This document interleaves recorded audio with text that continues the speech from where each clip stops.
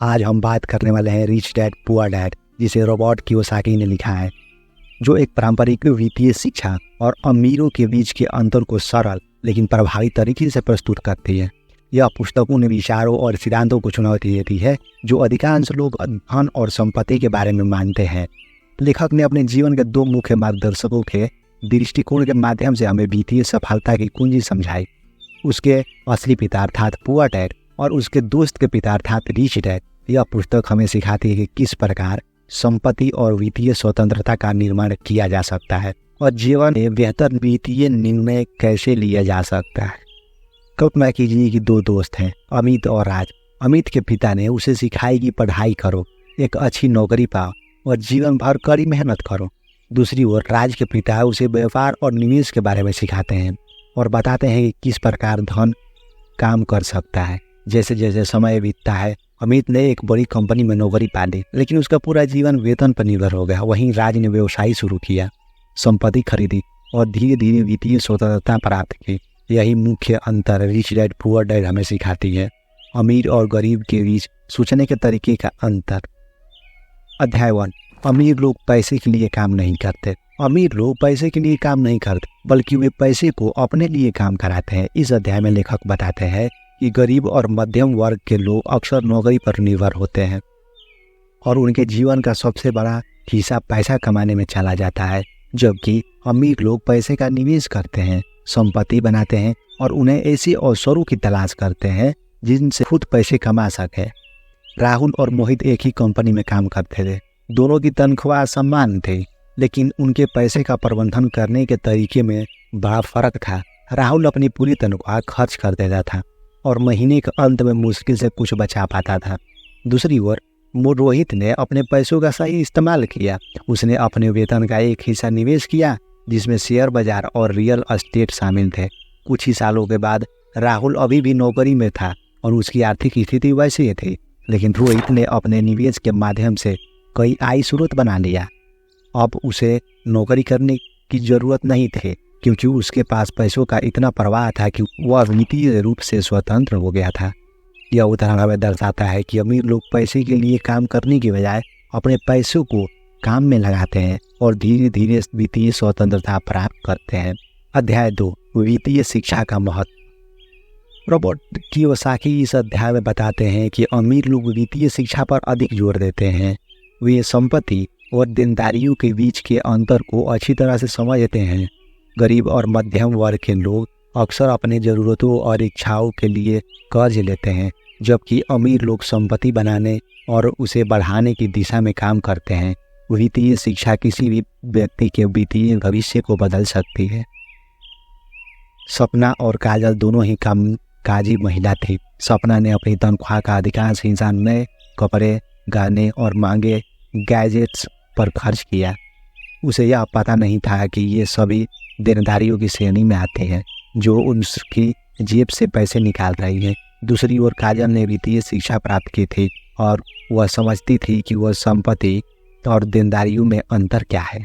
उसने अपने पैसे का शेयर बाजार, म्यूचुअल फंड और किराए पर दी जाने वाली संपत्तियों में निवेश किया। समय के साथ सपना ने पाया कि उसकी आर्थिक स्थिति में सुधार नहीं हो रहे थे, जबकि काजल की संपत्ति लगातार वृद्धि हो रही थी।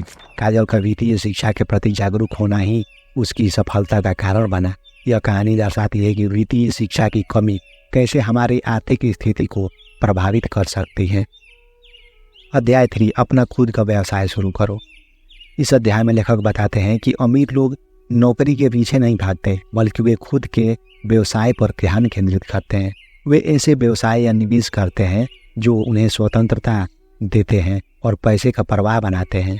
निखिल एक बड़ी कंपनी में काम करता था और उसे अपनी नौकरी में बहुत लगाव था, लेकिन उसके दोस्त विकास ने उसे बार बार यह कहा कि उसे अपनी खुद की कोई साइड इनकम स्ट्रीम बनानी चाहिए। शुरुआत में निखिल ने इसे गंभीरता से नहीं लिया, लेकिन कुछ ही सालों बाद कंपनी में कुछ मुश्किलें आई और निखिल की नौकरी में खतरे आ गई। इस बीच विकास ने एक छोटा सा ऑनलाइन व्यवसाय शुरू किया था, जो अब धीरे धीरे बढ़ रहा था। जब निखिल की नौकरी गई, तब उसे एहसास हुआ कि पूरा जीवन एक नौकरी पर आधारित था। लेकिन विकास ने अपनी वित्तीय सुरक्षा के लिए एक साइड व्यवसाय बनाया जो उसे नियमित आय दे रहा था। यह उदाहरण दर्शाता है कि केवल नौकरी पर निर्भर रहना जोखिम भरा हो सकता है। हमें अपना खुद का व्यवसाय या निवेश बनाने पर ध्यान देना चाहिए ताकि हम आर्थिक रूप से सुरक्षित रह सकें। अध्याय 4 कर और नियमों की शक्ति।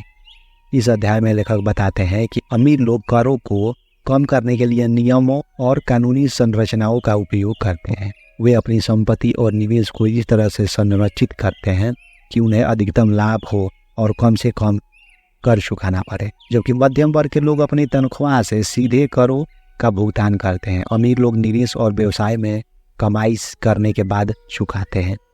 अजय एक नौकरी पेशा का व्यक्ति था जिसकी तनख्वाह का एक बड़ा हिस्सा करों में चला जाता था।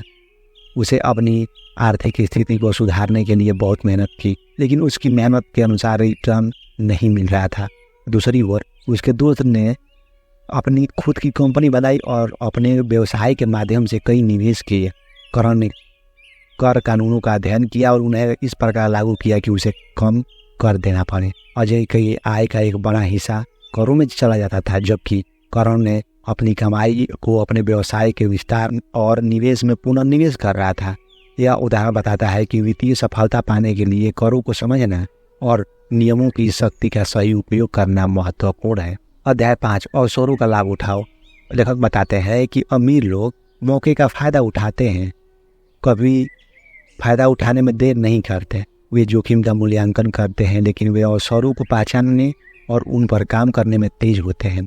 गरीब मध्यम वर्ग के लोग अक्सर अवसरों को पहचान नहीं पाते या फिर उन पर देर से प्रतिक्रिया करते हैं, जिसके कारण वे पीछे रह जाते हैं। आरव एक मध्यम वर्गीय परिवार से था जो अपनी नौकरी में संतुष्ट था और नया काम शुरू करने से डरता था।